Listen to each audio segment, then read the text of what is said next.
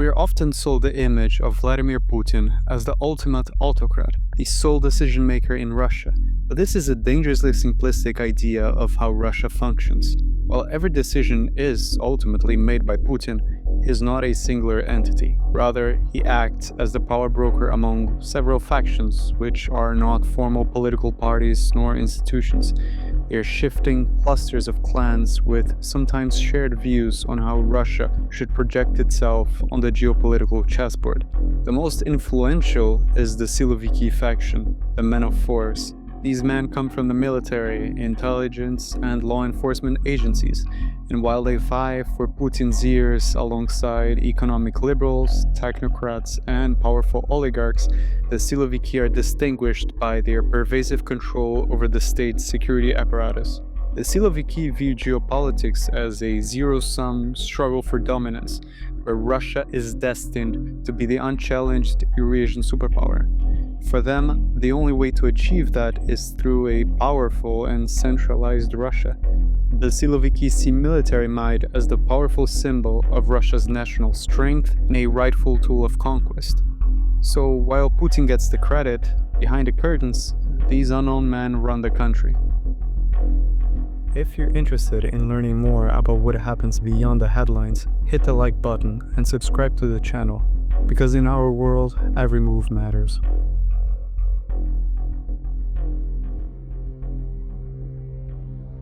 In Russian, the word Siloviki roughly translates to the enforcers.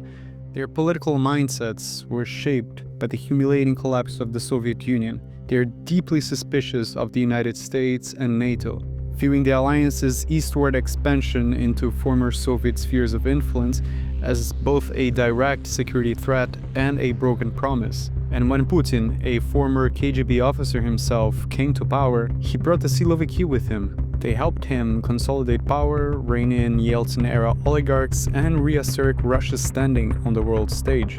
And while the Siloviki constitute a large group, few key figures stand out as the high priests of this faction.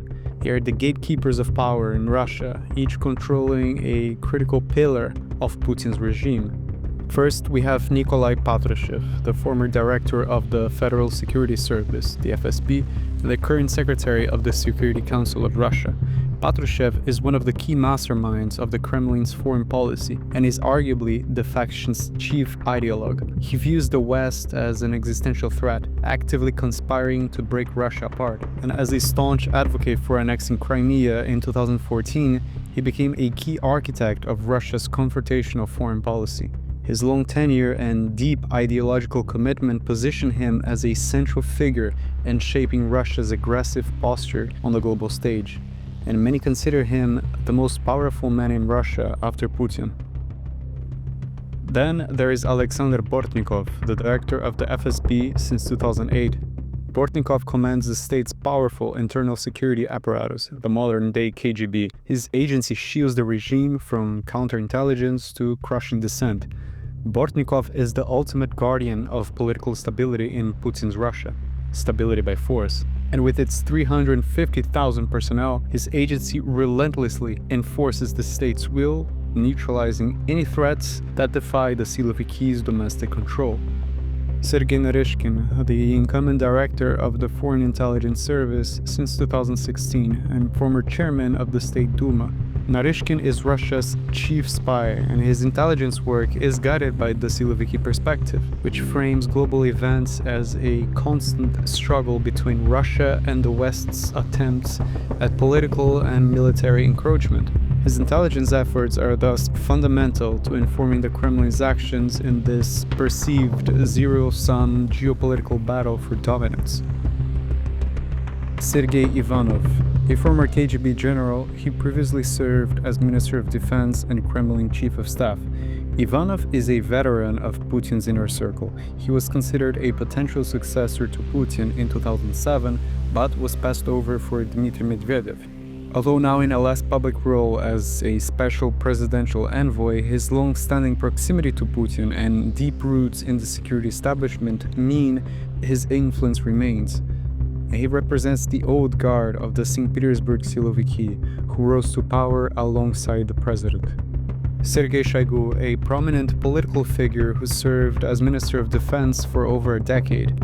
He oversaw the full-scale invasion of Ukraine until his dismissal in 2024. Unusually, Shoigu lacks a military background, having made his career as the longest-serving Minister of Emergency Situations.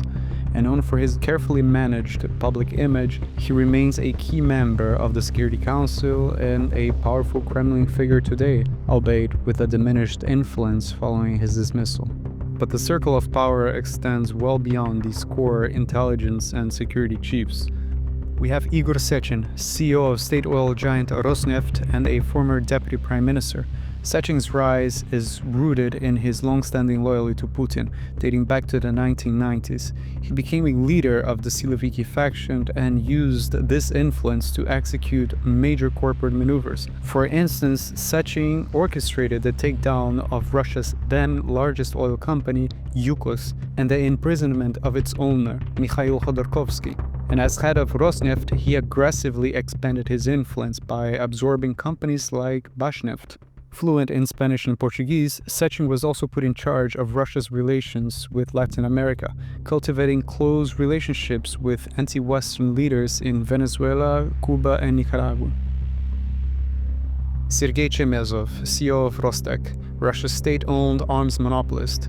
An old friend of Putin, their relationship dates back to the 1980s when they both served as KGB officers stationed in East Germany. The oligarch wields significant influence over the allocation of defense contracts and the modernization of Russia's military capabilities. This loyalty, combined with his immense control over Russia's strategic defense industries, places him firmly within Putin's trusted inner circle. And then there are figures such as Ramzan Kadyrov, the head of the Chechen Republic. Kadyrov is a unique and crucial asset. He's the former son of Chechen leader Ahmad Kadyrov and was installed as his successor in 2007 following his father's assassination. And in exchange for massive subsidies and near total autonomy from Moscow, Kadyrov pledges fanatical allegiance to Putin personally. The Chechen leader controls a large and battle-hardened contingent of armed men, effectively a private army. The Kadyrovites act as a powerful tool of intimidation outside the main military command structure, and his forces have played a visible and often brutal role in the war in Ukraine, which further solidified his personal power within the Siloviki.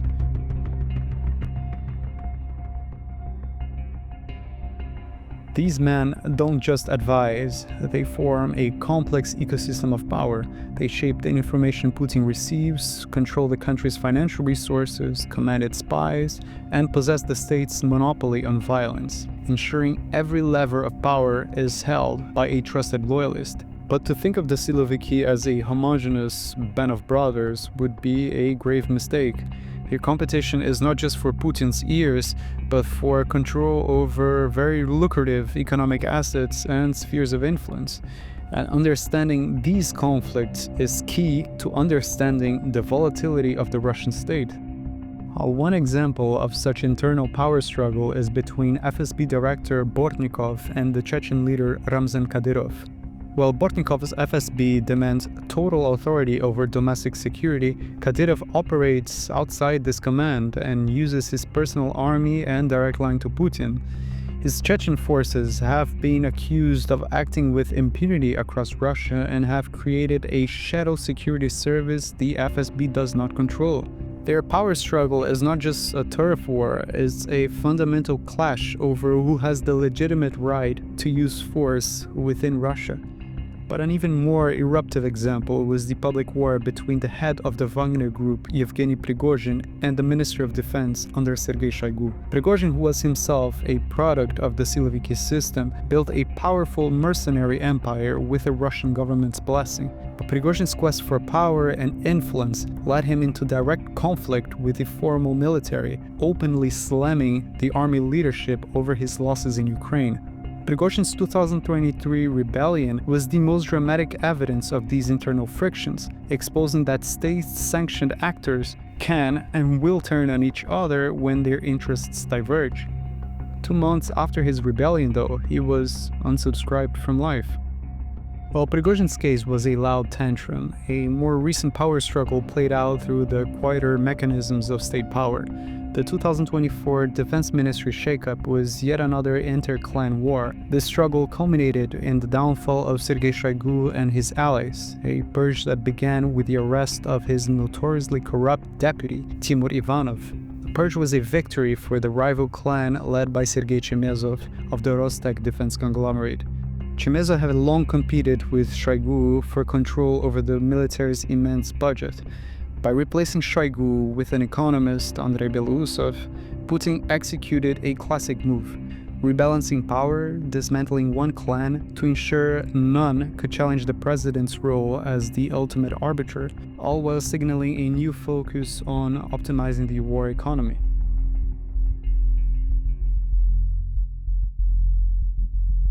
Putin acknowledges that the Siloviki's power is indispensable. His own legitimacy, especially in the eyes of an elite and a population that values stability above all, rests on projecting strength and military might.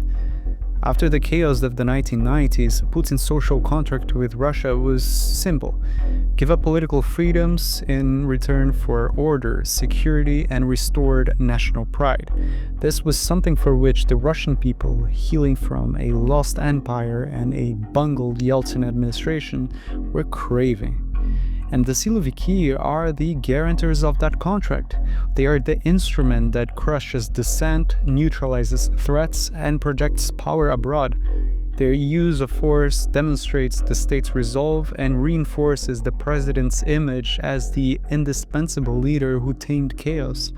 Yet, contrary to the myth of Putin ruling alone, what truly drives Russia's political and economic machinery is the competition between these clans of government officials and business magnates. By allowing the Siloviki to compete among themselves, Putin prevents any single one of them from growing powerful enough to challenge him, ensuring he remains the ultimate arbiter, the only one who can resolve their disputes, the only one that can maintain the delicate and brutal house of cards. This, it's just geopolitics. Do you think Putin's management of the Siloviki is a sign of ultimate control or a fatal weakness of his regime? Let us know in the comments below, and if you want to learn more about politics and international affairs, consider liking the video and subscribing to the channel. Thanks for watching, and see you next time.